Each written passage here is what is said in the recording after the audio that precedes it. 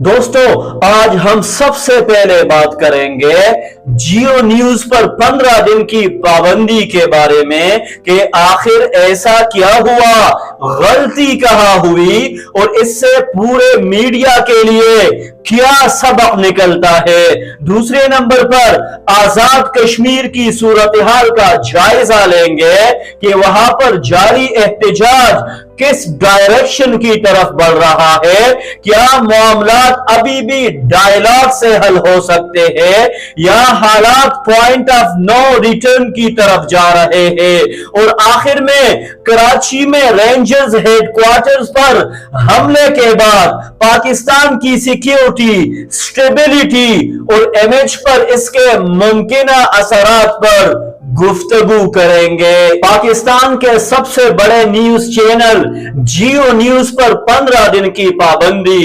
इत्तलात के मुताबिक 10 मुहर्रम की नशरियात में ऐसा मवाद नशर किया गया जिस पर मुख्तलिफ हलकों ने शदीद एतराज किया। लोगों का मौक़िफ़ था कि इससे मजहबी जज्बात मजरूह हुए और फिरकावाराना हम आहंगी मुतासिर होने का खदशा पैदा हुआ, जिसके बाद पेमरा ने कार्रवाई करते हुए चैनल की नशरियात मुअत्तल कर दी। अब यहां असल सवाल ये नहीं कि ये गलती जानबूझकर हुई या गैर इरादी तौर पर, बल्कि असल सवाल ये है कि इतने बड़े मीडिया इदारे का एडिटोरियल सिस्टम आखिर कैसे काम करता है जब मईशत, सियासत या खेलों के प्रोग्राम बनाने से पहले मुताल्लिका एक्सपर्ट से राय ली जाती है, तो मजहबी मामलात में क्यों ऐसा एहतियाती निजाम नजर नहीं आता। पाकिस्तान एक इस्लामी मुल्क है, इसलिए मजहबी मौज़ूआत पर काम करते वक्त सिर्फ रेटिंग नहीं बल्कि जिम्मेदारी भी जरूरी है। अगर मीडिया हाउसेस अपने साथ मुस्तनद उलमा या मुफ्तियान इकराम को कंसल्टेंट के तौर पर शामिल करे तो न सिर्फ ऐसी गलतियों से बचा जा सकता है बल्कि अवाम का एतमाद भी मजबूत होगा। यह मामला सिर्फ एक चैनल का नहीं बल्कि पूरे पाकिस्तानी मीडिया के लिए एक संजीदा सबक है। यहाँ एक और अहम सवाल भी पैदा होता है कि क्या पाकिस्तान के मीडिया इदारों ने अपनी तरजीहात दुरुस्त तय किए हुए हैं। अगर किसी सियासी खबर में एक लफ्ज भी गलत हो जाए तो फौरी वजाहत आ जाती है। अगर किसी कारोबारी खबर में गलत एदाद व शुमार नशर हो जाए तो फौरन इस्लाह कर दी जाती है, लेकिन मजहबी मामलात में अक्सर ऐसा महसूस होता है कि तहकीक और एहतियात का मायार कमजोर पड़ जाता है। हालांकि मजहबी मामलात में एक छोटी सी गलती भी लाखों लोगों के जज्बात को मुतासिर कर सकती है। इसलिए मीडिया को सिर्फ फ्रीडम ऑफ एक्सप्रेशन की बात नहीं करनी चाहिए बल्कि इसके साथ साथ रिस्पॉन्सिबल जर्नलिज्म और प्रोफेशनल स्टैंडर्ड को भी यकीनी बनाना होगा। अगर इदारे पहले से एक मजबूत मजहबी एडवाइजरी बोर्ड कायम करे, हर हसास प्रोग्राम को नशर करने से पहले इसका जायजा लिया जाए और प्रोड्यूसर्स की बाकायदा तरबियत की जाए तो मुस्तकबिल में इस किस्म के तनाजात से बचा जा सकता है।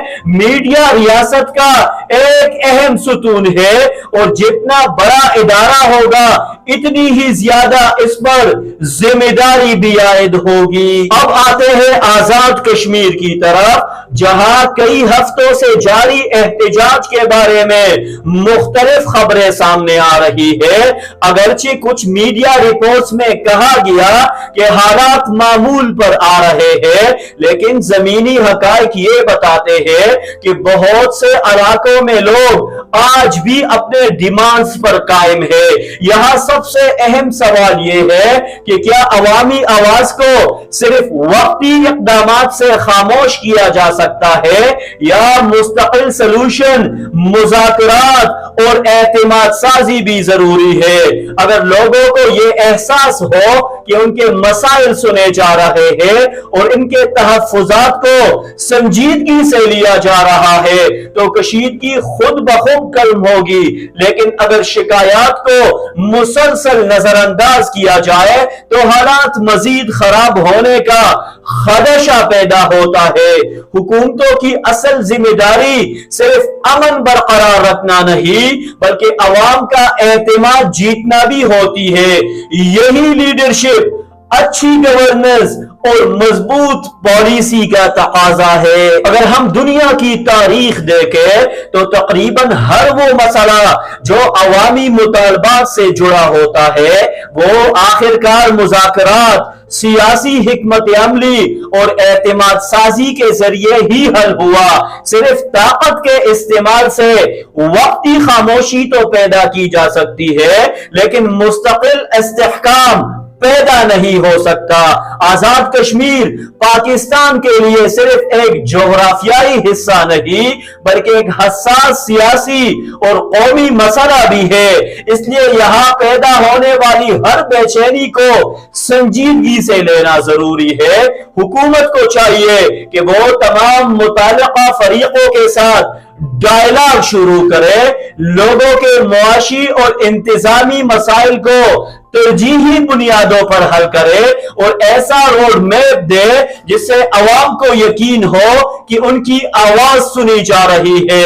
جب عوام اور ریاست کے درمیان اعتماد مضبوط ہوگا تو نہ صرف احتجاج کم ہوگا بلکہ دشمن عناصر کو بھی حالات خراب کرنے کا موقع نہیں ملے گا۔ یہی ایک لانگ ٹرم سلوشن ہو سکتا ہے۔ اب آتے ہیں تیسرے اور نہایت اہم ٹاپک کی طرف۔ کراچی میں رینجرز ہیڈ کوارٹر پر حملہ ایک ایسا واقعہ ہے جسے صرف ایک سیکیورٹی واقعہ سمجھ کر نظر انداز نہیں کیا جا سکتا۔ اس طرح کے حملے نہ صرف سیکیورٹی اداروں کے لیے چیلنج ہوتے ہیں بلکہ ملک کی مجموعی اسٹیبلٹی، انویسٹمنٹ اور بین الاقوامی امیج پر بھی اثر ڈالتے ہیں۔ جب دنیا میں کسی ملک کے بارے میں دہشت گردی، بدامنی کی خبریں چلتی ہے تو بیرونی سرمایہ کار محتاط ہو جاتے ہیں، سیاحت متاثر ہوتی ہے اور عالمی سطح پر اعتماد بھی کمزور پڑتا ہے۔ اس لیے ضروری ہے کہ ایسے واقعات کی مکمل تحقیقات ہو اور سیکیورٹی نظام کو مزید مضبوط بنایا جائے۔ یہ بھی حقیقت ہے کہ دہشت گردی صرف سیکیورٹی اداروں کا مسئلہ نہیں بلکہ پوری ریاست اور معاشرے کا مشترکہ چیلنج ہے۔ اگر ایسے حملے دوبارہ بڑھنے لگے تو سب سے پہلے اس کا اثر عام شہریوں کے اعتماد پر پڑتا ہے، کاروبار متاثر ہوتا ہے، بیرونی سرمایہ کاری رک جاتی ہے اور دنیا میں پاکستان کے بارے میں ایک نیگیٹو امپریشن جاتا ہے۔ اسی لیے ضروری ہے کہ صرف آپریشنز پر انحصار نہ کیا جائے بلکہ انٹیلیجنس شیئرنگ، جدید ٹیکنالوجی، سرحدی نگرانی اور مقامی سطح پر دہشت گرد نیٹ ورکس کی بروقت نشاندہی پر بھی توجہ دی جائے۔